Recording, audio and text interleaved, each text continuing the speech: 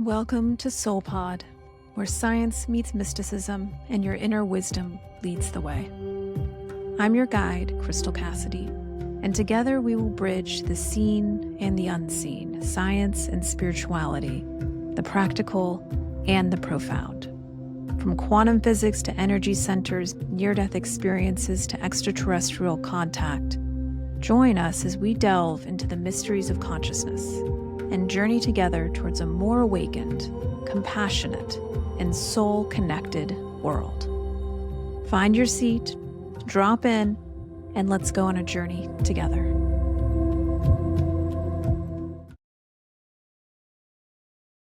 Welcome back, light beings, to another episode of SoulPodcast. This week, we're going to go really deep into our heart center. We've spent some time in prior episodes on our other energy centers, the earthly one, the lower triangle, as I call them, the root, the sacral, and the power center. And we're going to spend a bit more time today on the heart, the science of heart coherence, why that matters for your spiritual development and your meditation practice. We're going to get into manifestation and why the heart is such a big part of that, gratitude, and we're going to also get into what does it mean when you're not in an open heart? What does that mean for your spiritual development and your capacity to create? And we're going to dive into all that with Kat here today. Welcome back, Kat. Hello, happy to be here. Excited to talk about all things heart related.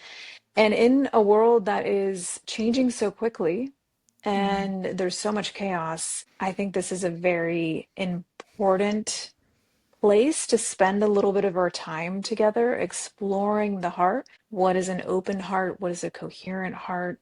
What is a closed heart? And what does this all mean from the perspective of your spiritual development? So to start off, I thought we could dive into some of the science of heart coherence. And it's very interesting what we've discovered, even in the last few years, the last 10 years, especially when it comes to the heart. So you may have heard about heart coherence in the past, but what does it mean? And from my understanding, it means that the heartbeat, the HRV, the space between the heartbeat, starts to smooth out and get more coherent. And coherent really means like a predictable pattern, a sine wave. It's a very smooth pattern. It's not irregular or sporadic.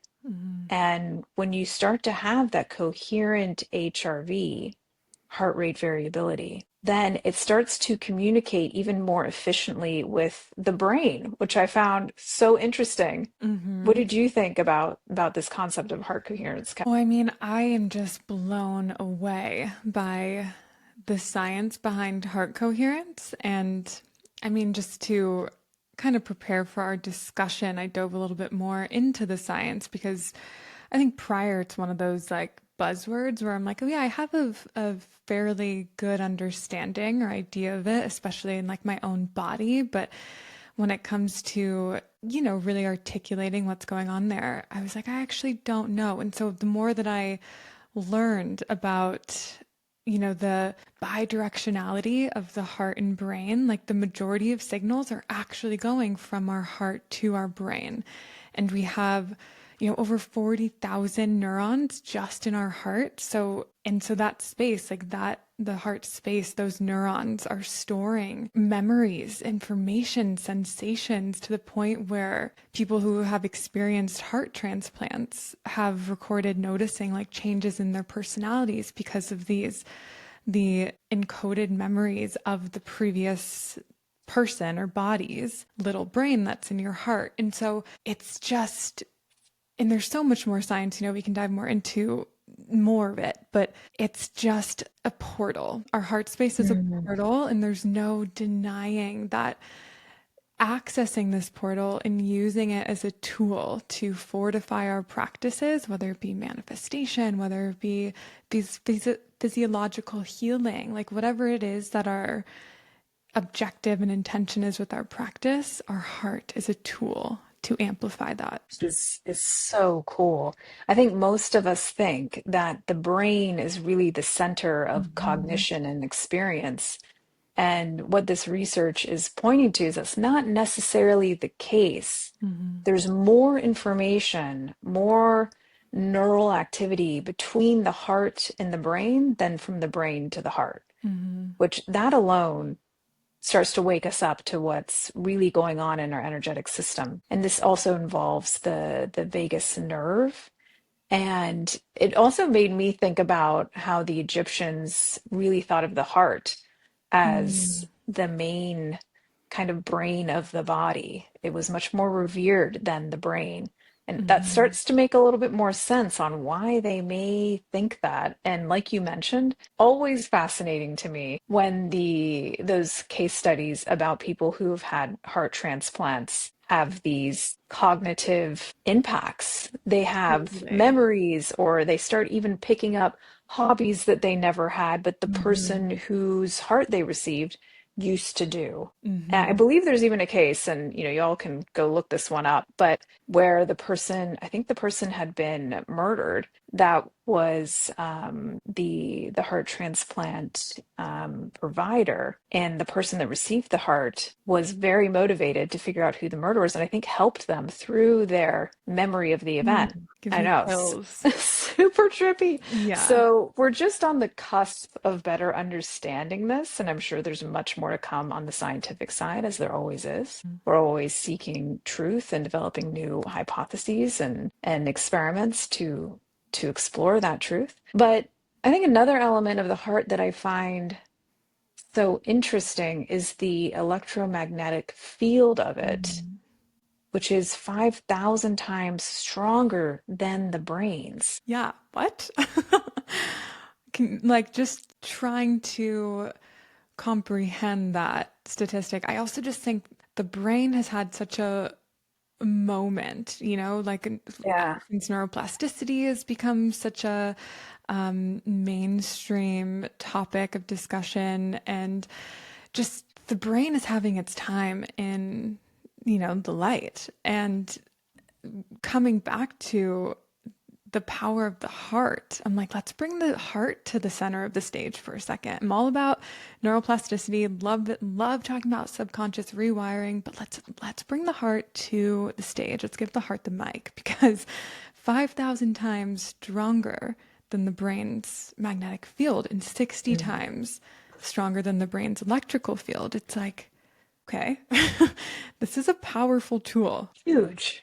Yeah. Right. So we're going to talk more about manifestation and the spiritual components of this and why it's so important to work with the heart. It really is, like you said, a portal in a very literal kind of way. So we're going to get more into that. But I want to make sure that we really dive into this heart coherence Mm-hmm. idea scientifically. We mentioned HRV. There's a Mm-hmm. few more things I'd like to mention here. There's HRV, which is heart rate variability. That's the space between the heartbeats and how regular that is. When your heart comes into a coherent state, that HRV becomes a sine wave. It becomes very predictable, very smooth. That means that with that signal, with that sine wave, more information can move up the vagus nerve into the brain.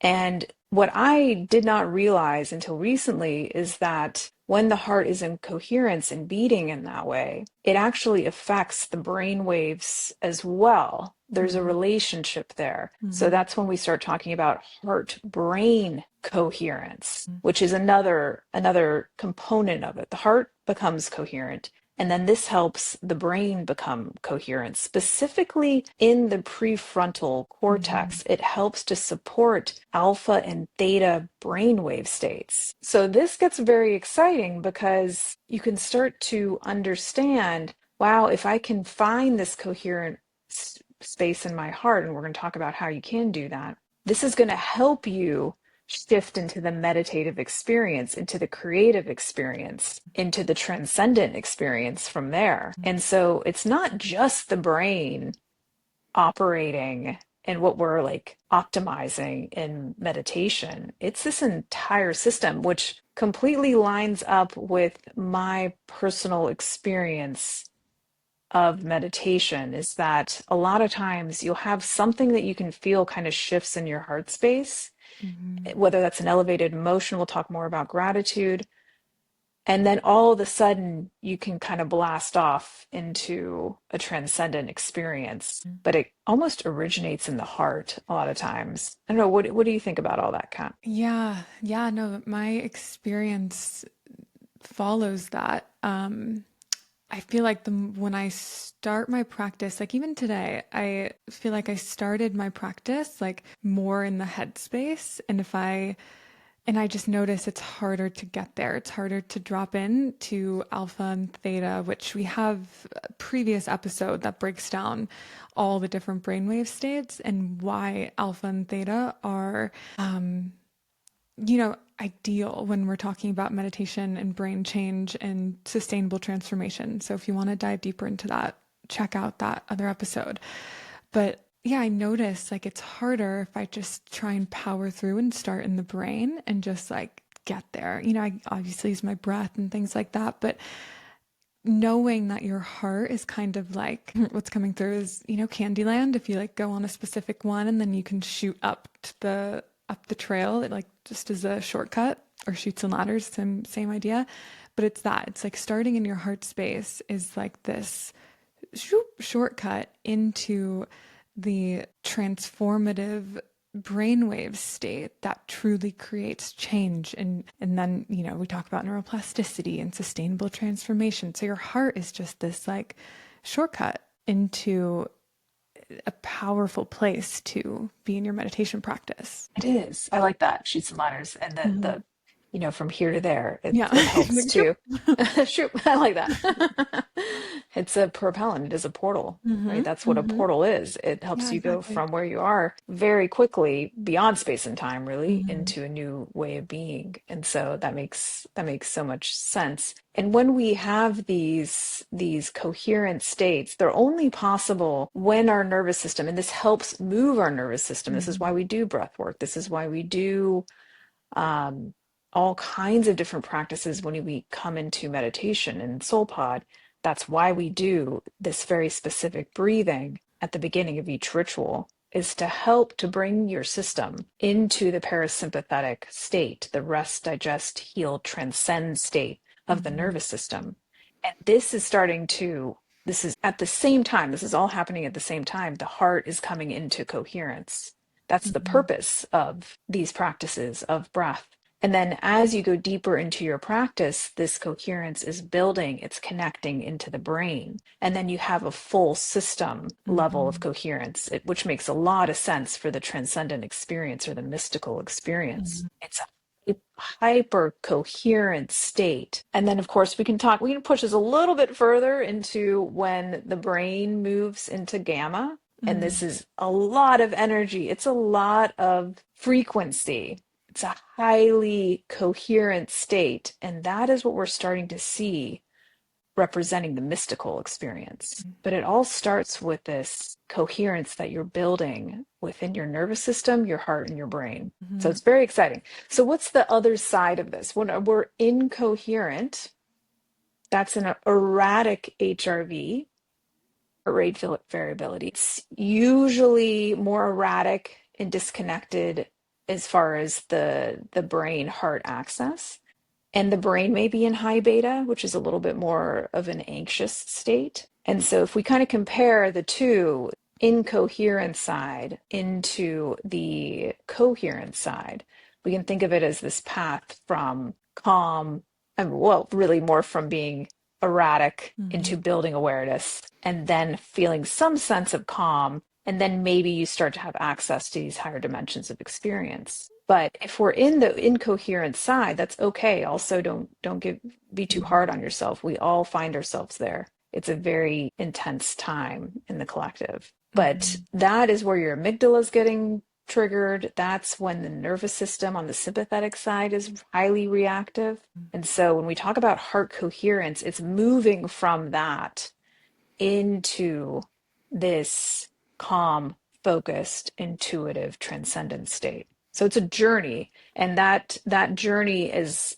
highly variable, and you can move all along that gradient. And when you start to do these practices, you start to learn how to do that more consciously, right? That's how I Yeah. think of the daily practice as being.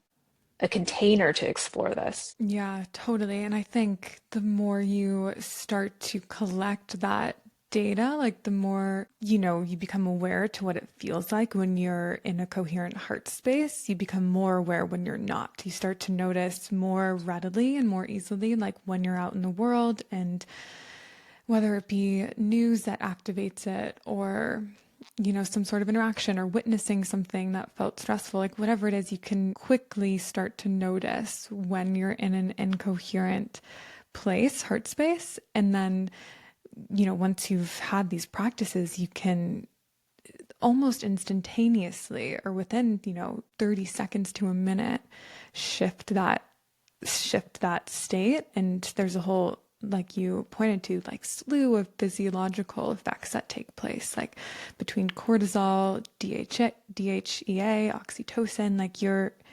when you decide to shift that state in your coherence, there's a whole cascade of byproducts that come from that. And so let's get a little bit more into the spiritual side of this. Now that we Yeah, have some fun. science to kind of arm our awareness and open us to, how something works, and now we can get into the spiritual part of how that works. Hmm. So we talk a lot about I talk a lot about from an energetic perspective, the heart being this balance point between the earthly, the lower triangle, and the cosmic, the upper triangle, as far as Hmm. energy centers. And again, when we talk about energy centers, we're talking about this part of your light body, which is this etheric, energetic, conscious energy that is overlaid with your physical body. And Hmm. it's these energy centers are like a nexus of energy, a lot of different lines of your being intersecting in these areas that are both within your body, but also not completely in the space in and around your body. And it's constantly shifting. It's not a static system, just like life is not a static system. And the heart, at least in my experience and my understanding, is one of the most potent energy centers, this nexus of your energy to work with, because it is a balancer. It's this portal to help you access different sides of your being. So when the heart is open, and what is an open heart? We can talk a little bit about that. It's a remembrance of your connection and our Hmm. connection, which we can call love. But when you're in that remembrance state, when you're in that connective state, and we'll talk about how to enter that, it accelerates the coherence of your entire energetic body, because love is the connective tissue between everything. It's this consciousness, it's this awareness, it's the foundations of our reality and beyond. So it makes sense that if you are tapping a bit more into that, that it would wake up kind of your whole energetic system in a different way that when you open and activate the root energy center, it wakes up your system.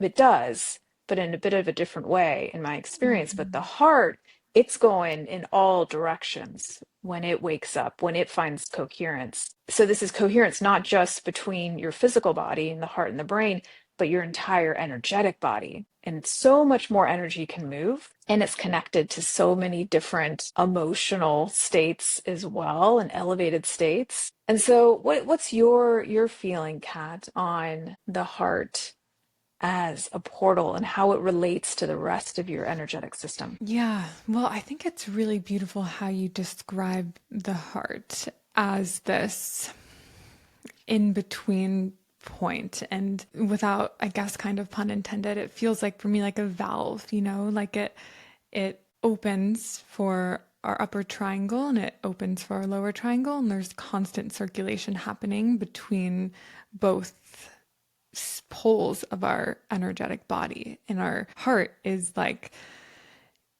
the, yeah, like cleansing point, like as it's Mm, circulating through the experiences, the energetics of of each pole are being cleansed and processed within the heart. And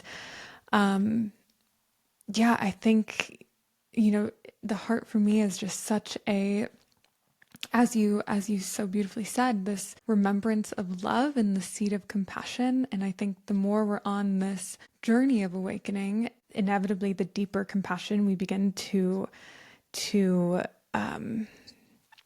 create and feel for ourselves and thus everyone else, and this understanding that we are all connected. Like I am you, you are me. And so the love I extend to myself is only the love I'm able to extend to others and vice versa. So for me, the more, inevitably the longer we're on this journey, our heart space opens, our heart space becomes more of a centerpiece of our experience, because it's like Mm, so much of truth emanates from this space. a river experience. It really is in so many ways. Yeah. Yeah. What do you think? Like, I'm curious what in your process of awakening, like when the heart center kind of became when you started to turn on to its power. Good question. That's a really good question. I think it was probably when I started to probably ayahuasca, to be Mm, honest, because it yeah. just blew my heart open in so many ways. I was like, oh, that's what the Hmm. heart is capable of. That's how much. That's the feeling. I Wow. had a very similar ayahuasca experience actually. Yeah. Just completely, infinitely in every direction, love and just this soul body understanding of like that's everything. We are that. That is the energy of every connective fiber. Ayahuasca. Yes. Ayahuasca. Yeah, and I think people get confused by this too. When we talk about love, it sounds so kind of ethereal, and it is, but Mm-hmm. what I'm talking about is not romantic love. As amazing as Mm-hmm. romantic love is, I love my Mm-hmm. husband, I love my family. I love many things, but this is beyond that. And Totally. I think we need to come up with Gives another me word for chills. it, Totally. Yeah. right? Because it's like cosmic love. Mm-hmm. It's the love, it's the knowing that you're source, because Mm-hmm. if source and it is connected to everything, we are it and it is us, then remembering that and knowing that there's that connection, that's what it feels like to me. Mm-hmm. it's it's beyond the earthly definitions of love, and this is what you hear from a lot of near-death experiencers as well. When they cross over to the other side, there's this expansiveness into this Mm-hmm. love that has no definition, and it's beyond anything they've felt in their earthly experience. And I think that's because all of the personality falls away, and you're remembering that connection with everything, and you're Mm-hmm. welcomed home back into it in a way that you're kind of cut off from Mm-hmm. on planet Earth. And that's Yeah. part of why we're here, is to bring that knowing into this dimension of space and time, and experiment with what that could manifest. Mm-hmm. And but yeah, that's totally a similar experience. And then as I've awakened further, I've become much more aware of how the heart operates. And sometimes I have spontaneous awakenings and through the back of the heart. So the back of the heart, we can maybe Mm. talk about this a little bit, because there's a Yeah. lot of dimensions of the heart space, and it can be a little surprising, but there's, at least in my experience, there's a little bit of a difference in how the energy moves in this space. And the back seems to be a receiving point, and the front seems to be a giving point.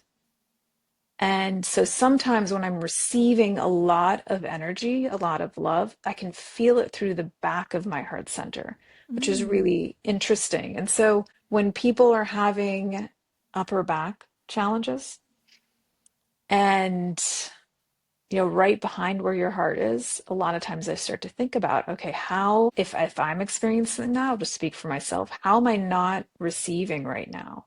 Because the Mm. heart, it really wants to move. It likes keeping that energy moving. It's the center of giving and receiving. And so Mm-hmm. I started to understand that flow a bit more. And if I'm giving a lot, but I'm not nourishing myself, I'm not loving myself through what I do every day, or how I'm operating or moving, that can start to get a little sticky, and I have to do some work on it.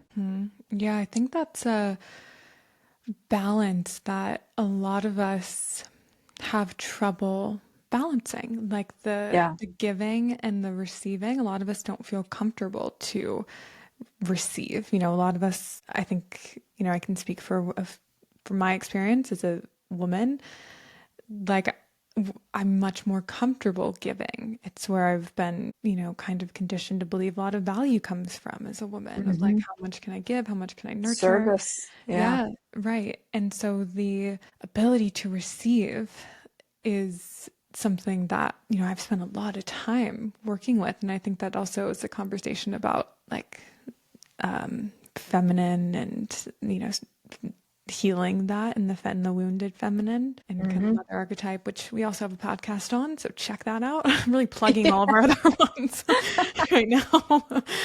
But Got some good episodes out there. yeah, we have some awesome content. So,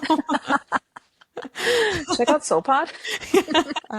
but yeah, I think that balance is something that we can all like invite all of us to take a very Mhm. just like compassionate inquiry around. Yeah, absolutely. And there's something coming to me around this balance point too, because if your heart is imbalanced and you're not starting to build the muscle of coherence in this space, the lower triangle and the upper triangle have a hard time functioning. You know, it's almost Mhm. like the engine of the car is not Right, quite igniting in the way that you'd want, and it impacts the rest of your system. And this is true for right. every element of your energetic system, but I think especially important when it comes to the heart. So what does that look like? It looks like neither your earthly experience is coming easily into alignment, nor your more spiritual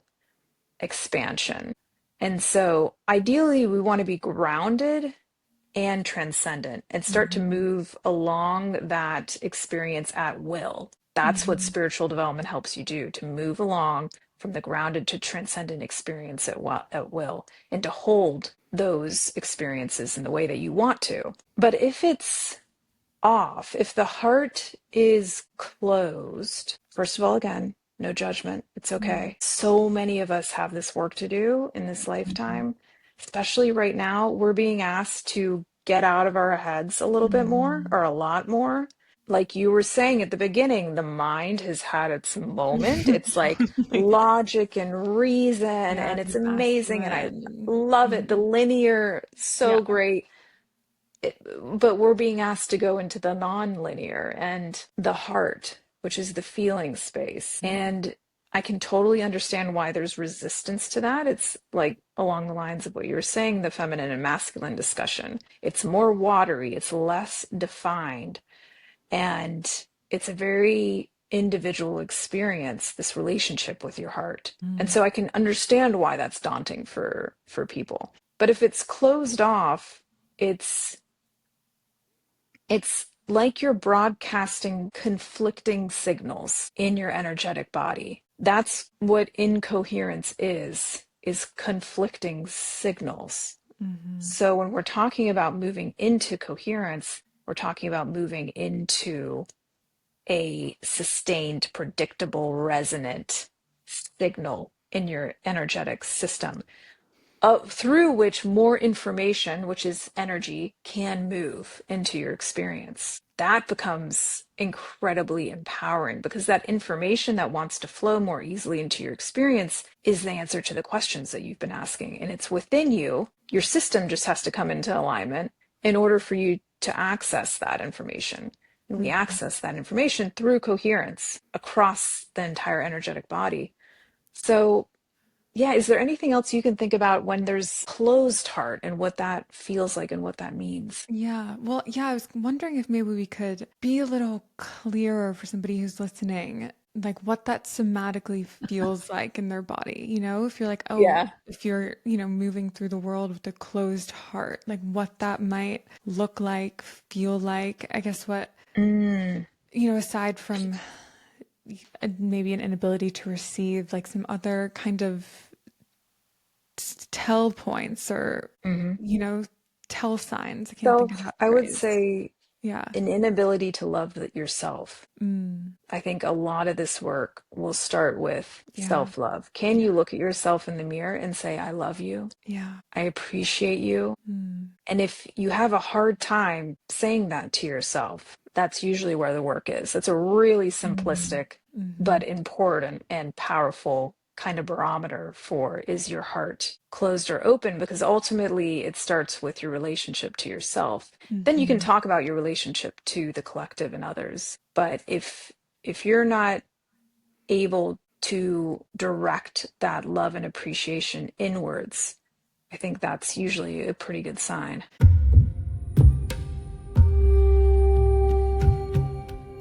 Just a quick moment to say SoulPod is a bootstrapped, female founded company built with a whole lot of love for people like you. And we just launched a new feature called Portals, bite sized journeys like the beginner's portal, the integration portal for when you're moving through big changes in your life and your spiritual development, and even soulscapes with a timer to soundtrack your solo time. You can find the link in your show notes. And if you're vibing with this episode, follow the pod so more light beings can find us.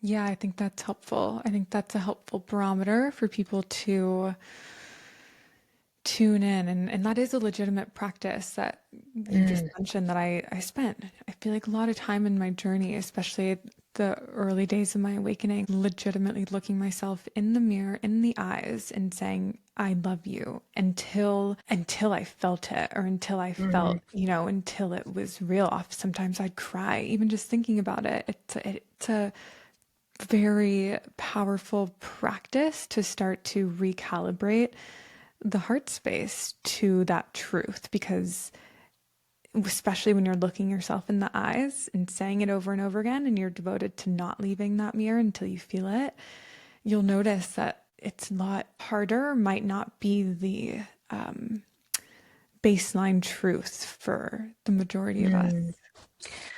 Yeah. And doing that practice and noticing what your subconscious kind of reaction is. Can you Mm. bring some awareness to what the subconscious reaction is? Like as you say, I love you in the mirror, and you stay in it. You don't just like glance in the mirror and say, I love you and move on with your day. Yeah.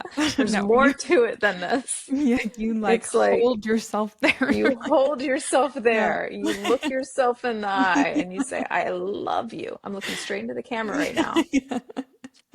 I Yeah. love you. Uh-huh. Can you receive that? Even from me saying it to you through the camera, can you receive that Hmm. love? Or does something come up within you that says, oh, I'm not worthy? Or the weirdest things can come forward, The like, I'm weirdest. not beautiful enough, or just the weirdest responses. But you can feel, if you really pay attention, you can notice those little, Yeah. I feel like one like, that comes up for me, it's coming through and is I hear like, how dare you when I say ooh, it to yeah. myself. Yeah. Which, it just points to the kind of cultural conditioning of like, how dare you love yourself? How dare you believe that you're perfect, that your imperfection is perfection? How dare, it's like, but we've told you, pointed to all these things that are wrong with you. So how dare you believe the opposite? It's Mm. very, yeah. So anyway, just I noticing. love that. That's like the daring to be whole, daring to Hmm. love yourself. I mean, it's a bold Hmm. birthright to claim, Hmm. and it is every single one of ours. And so I love that. That's interesting. How Yeah. dare you? So self-love is kind of the entry point that we're pointing to as a barometer to notice if Yeah. you might be in a closed heart space. Yeah, I think another thing that's coming up for me is if you think about the currents that we've talked about a little bit before, there's two primary currents in your central channel, in your energetic body, your light body.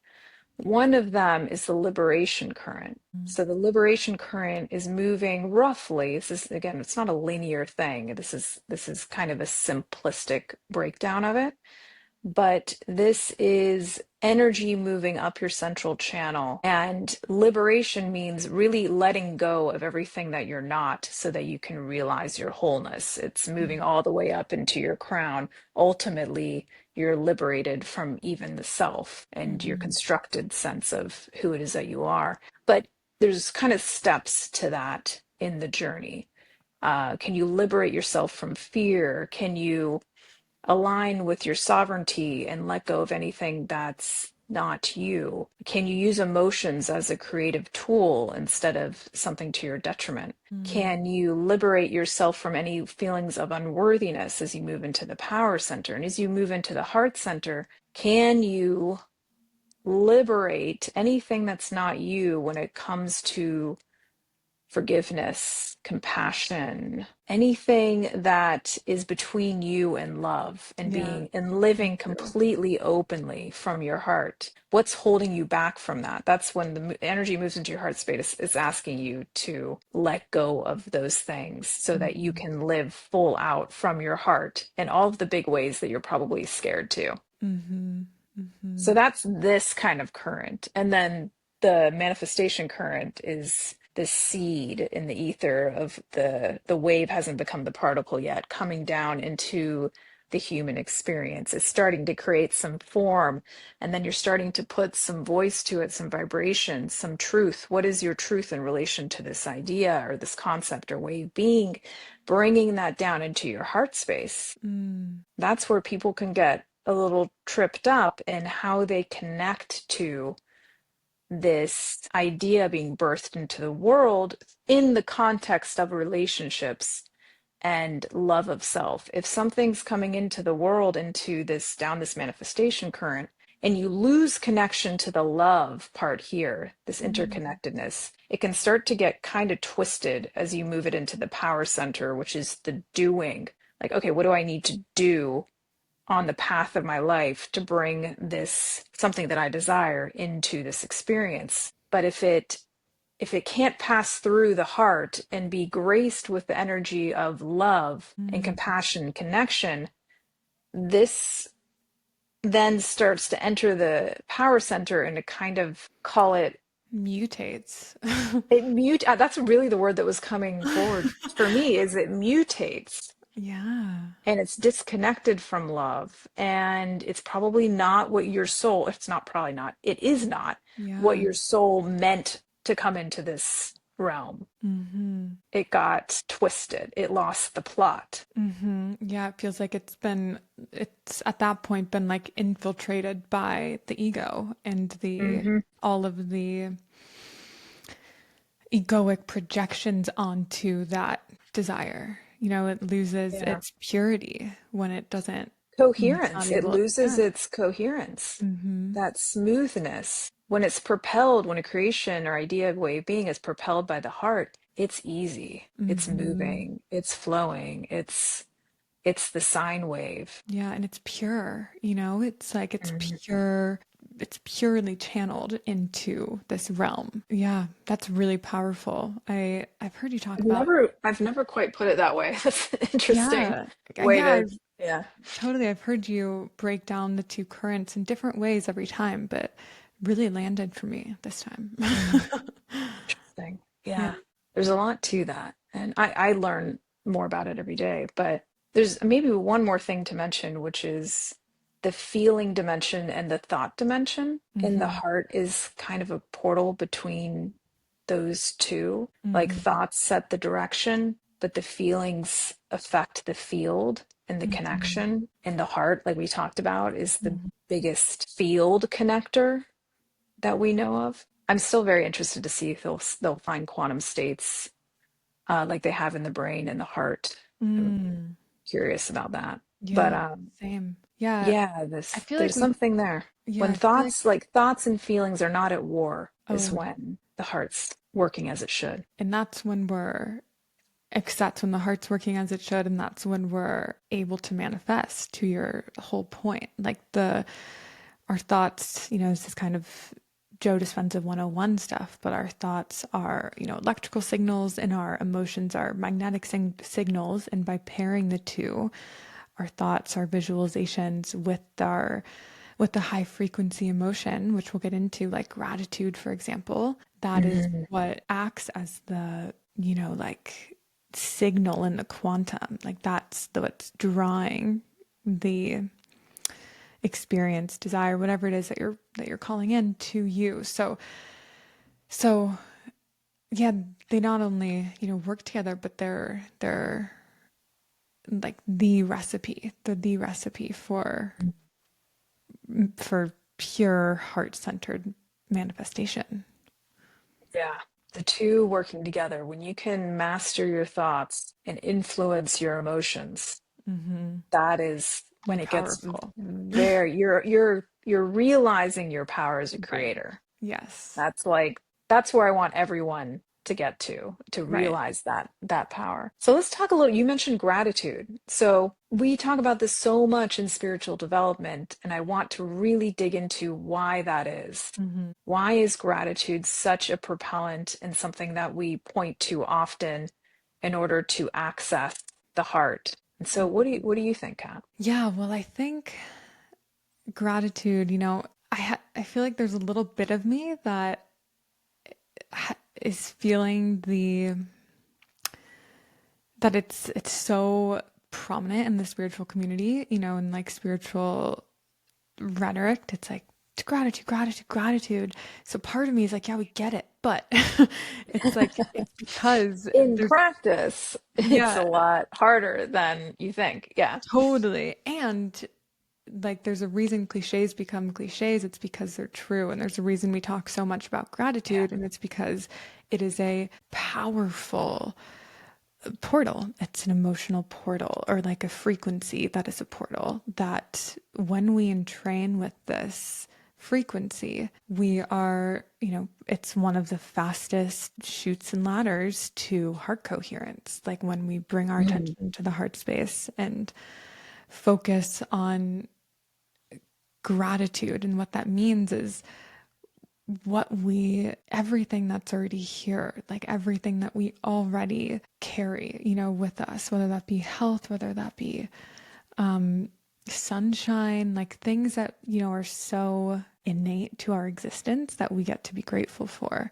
And so it's a powerful portal to use for the heart coherence, this conversation, and thus creating. What about you? yeah, I 100% agree. And it's something that if you can really dial up your relationship with gratitude and combine it with your practice Mm-hmm. in a very intentional way, it will start to change your life. So, gratitude is one of the easiest ways for us to connect to the vibrational match of receiving. Mm-hmm. So when we talk about manifestation, that's why gratitude and manifestation are so closely related, and you really can't talk about one without the other, Mm-hmm. is because what we're trying to do is give you the equation here for conscious creation, conscious manifestation. And in order to do that, we need to build coherence across all of your systems Mm-hmm. so that you're starting to cohere, you're starting to align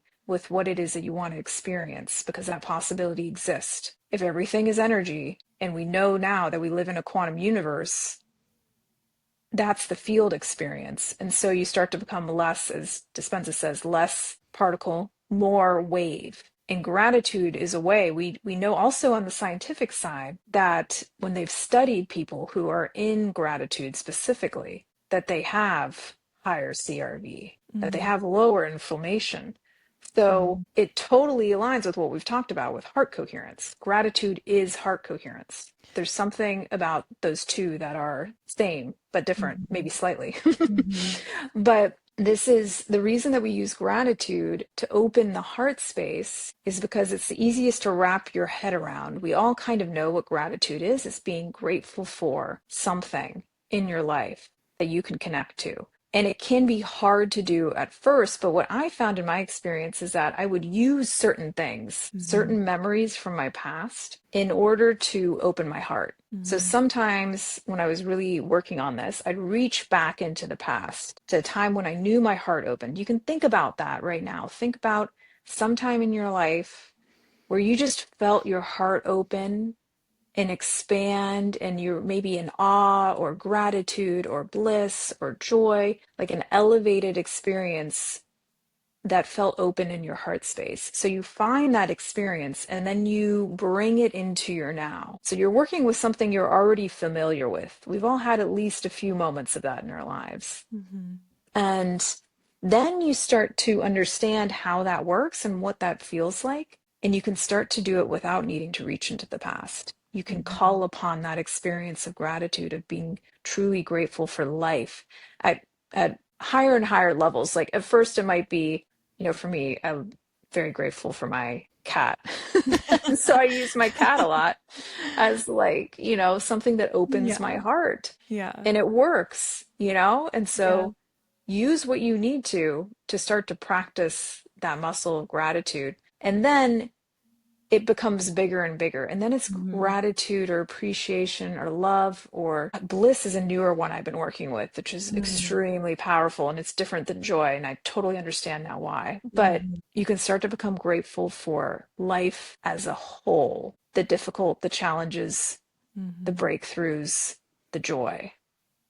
That is another level of gratitude that just opens the heart even more. Mm-hmm. I don't know. What about you and your journey with gratitude, Kat? Yeah, I'm having different like experiences drop in as you're speaking, like different moments in time where I experienced these heart openings and breakthroughs and not all, definitely not all are psychedelic assisted, but a lot are coming through where I've either been with sitting with psilocybin,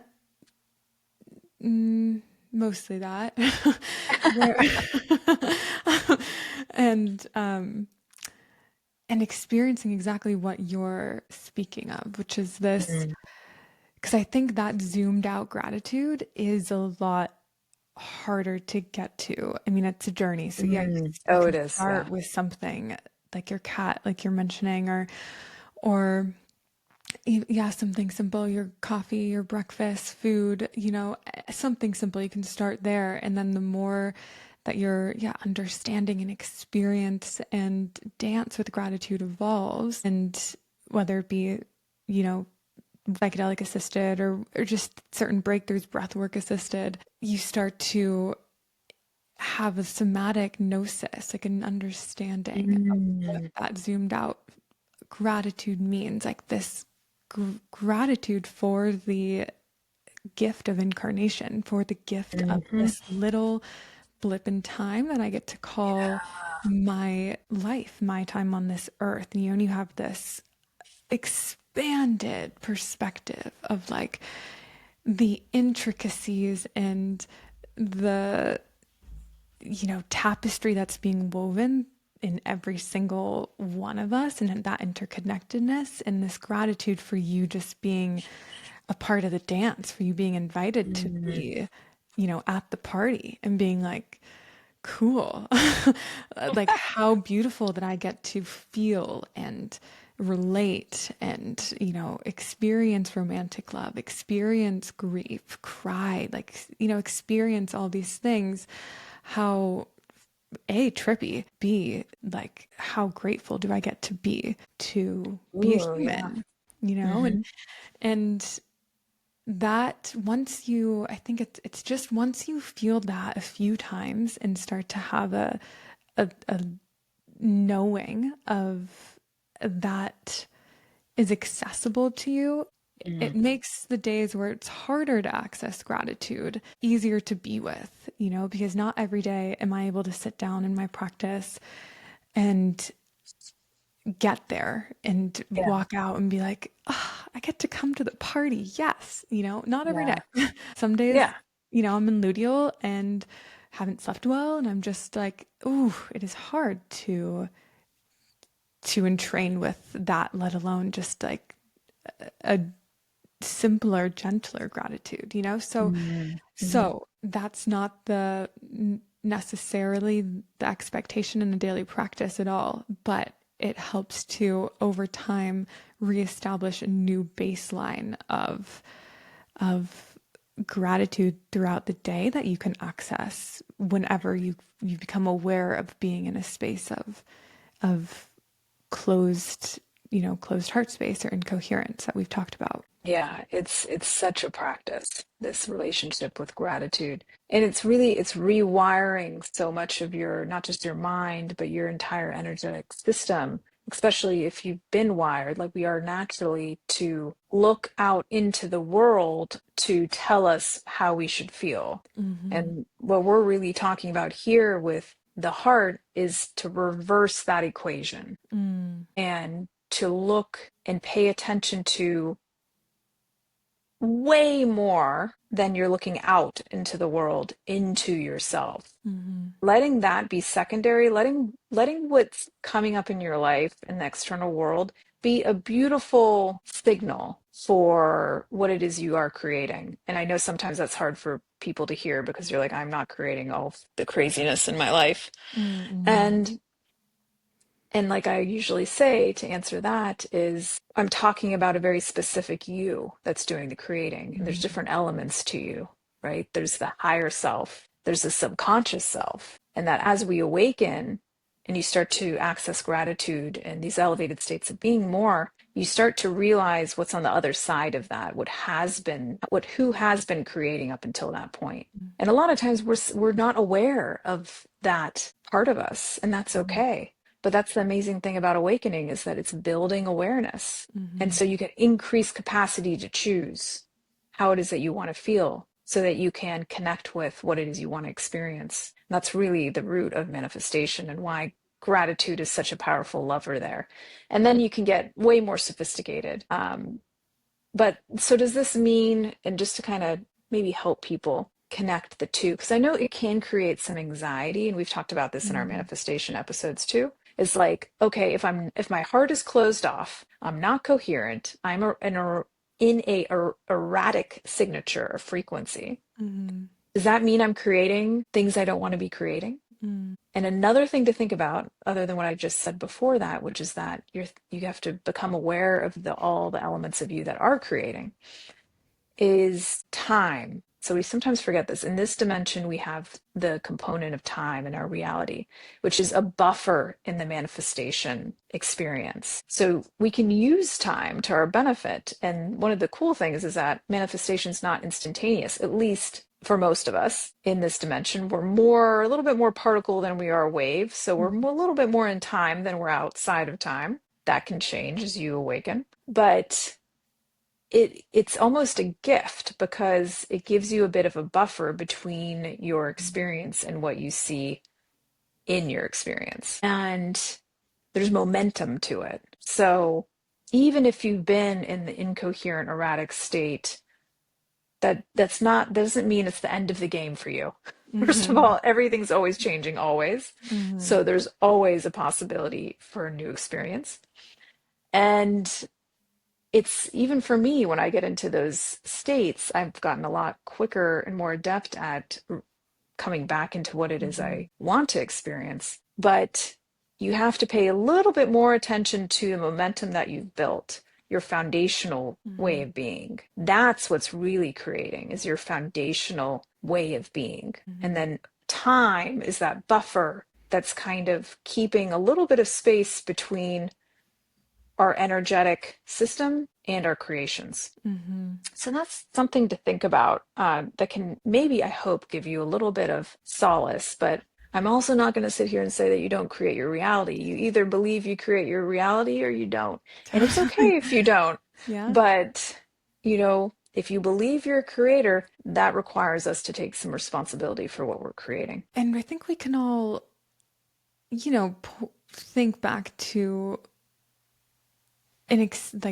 two experiences in our lives. Like we can think back to a day where we're objectively in a higher frequency. We can think back to that or in gratitude. And most likely more of the day is in flow, like more green lights, more, amicable interactions with people, or you just like synchronicity, things like that, right? And we can Mm, all think back to a day where we're in a lower frequency, just having a harder time accessing gratitude, which, happens to me all the time. We can think back to those days. and you Hmm. notice it's a little bit more crunchy. You run into more road rage, or you just interactions aren't as in flow. Things are feeling harder. And that's just like a clear example that yes, we're the creators of our reality, and we're sovereign beings. So we get to Mm. notice when we are creating more of that crunchiness, or at least like if that's how we're feeling, we're projecting that into the world. So that's what we're talking about here. If we're creating more of that based on our projecting, seeing, wanting to be right about it, then we also have the choice to shift out of that. We have the choice and sovereignty, and what these practices do, and what the objective of SoulPod is to do, is to create that awareness, create the Mm. toolkit for you to become more adept at shifting, so that when you notice you're there, you you don't spiral into a shame of anxiety, or you don't spiral into a spiral of anxiety. Because Mm. that doesn't do anything except for put more gasoline on the fire, right? So Oh, yeah. Yeah. instead of like shaming yourself for, I created this, I did this, instead of that, becoming so the belief that this moment is a new moment. This moment exists in infinite potential. So this moment right now, this next breath is an opportunity to start again, and Mm. everything before this moment dissolves. And Yeah. it doesn't impact what comes next. If I Mm. decide to shift, like that is what this practice over time helps you do. It helps you shift without any of the byproduct of shame or anxiety that, Mm. makes it harder to make that clean shift. So, yeah. Yeah. Love it. I mean, I think there's pros and cons to being in the dimension of time. One of the Mm, pros is that it gives you a little bit of a buffer here. hmm Um, but what you're pointing to is also true at the same time, which is that the past and the future really don't exist. It's mm, it's it is only right now. hmm It's an transcendent singular moment that is all moments, hmm which is really hard to wrap our head around in what we consider to be a linear experience, but it is true. And that is a really powerful reminder, because with that truth comes the knowing, really, not a belief, but the knowing that there's always something new to experience, and that you're mm, always creating your experience, and you can create something completely new. And why the reason why so many of us think that maybe that's not true, you can't create something completely new, is because a lot of times our limitations that we place on our reality and our capability as a creator, and start to test that, just start to have mm, fun with it and see how far you can push it. hmm And the more that you're in the nonlinear state that we're so passionate about at SoulPod, and we've got practices to open your heart there as well if you want to check them out. But the reason I'm so passionate about that is because the more that you're not in the context of time, you've moved into the nonlinear state, the transcendent state, the merged with the field state, the more access you're going to have to this ability to create and to merge with frequency and information that is of your highest good. And why you're here is to really connect with what is it that you're meant to connect with in this lifetime? Why are you hmm here? What's your purpose? Answers to hmm all of that are through yourself, through your hmm connection with this field, because it all is there. And so the heart is such a component of that. And the heart really, I'll say one more thing here about it, is that it's the seat of rhythm, mm. the heartbeat. It's whoa. I just saw a big hawk just flew by. Cool. That was pretty cool. Um, hmm, the seat of rhythm in your life. Yeah. And when it's coherent, things flow to this natural rhythm hmm of your life and why it is that you came here. Those points along your timeline that are kind of predestined, that are set, hmm that you're you're moving towards. You can become more and more aware of that as you move into the transcendent state. But you meet those points with ease. Mm. It's like that beat of life is smooth. Mm-hmm. And when the heart space is having a little bit more trouble, that's more incoherent and erratic, and the timing of life feels a little off. Mm-hmm. That's another component to the heart that's really Yeah. interesting. I think I read this somewhere, or like just a metaphor, like the heart is acts as the tuning fork. So then, Yeah. as we're talking about rhythm, it's like the heart is the tuning fork that brings that rhythm into pace. Yeah, I love that. Ooh, the tuning fork of the body. I like that. Hmm. Helps you really come into coherence. That's what a tuning fork does. Yeah. Amazing. I feel like, Anything else you want to mention about yeah. the heart space, Kat? We feel pretty complete. I was gonna say, I feel like we've really, touched on every vantage point here Yeah. of the heart Yeah. space. There's a lot to talk about here. So if you have any questions, anything came up while you're listening to Yeah. this when it comes to your hearts, your beautiful, lovely hearts, feel Hmm. free to drop a comment to us.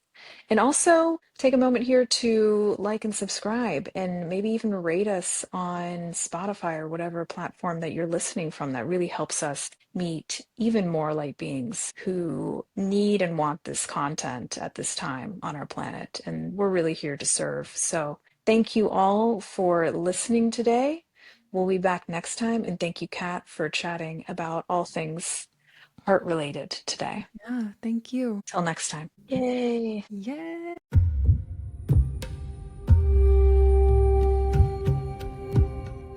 Thank you for journeying with us today, Light Being. We hope you enjoyed the episode, and before you go, we'd love to offer you even more spiritual guidance and daily rituals. This week, we launched the biggest update since SoulPod first hit the App Store. To celebrate, we're offering you a free month of SoulPod with the code STEP INTO THE PORTAL. Your SoulPod home has been completely reimagined with even more ease, more rhythm, and more room to grow. Now you can revisit past journeys, save your favorite rituals, and build personalized playlists that move with your energy.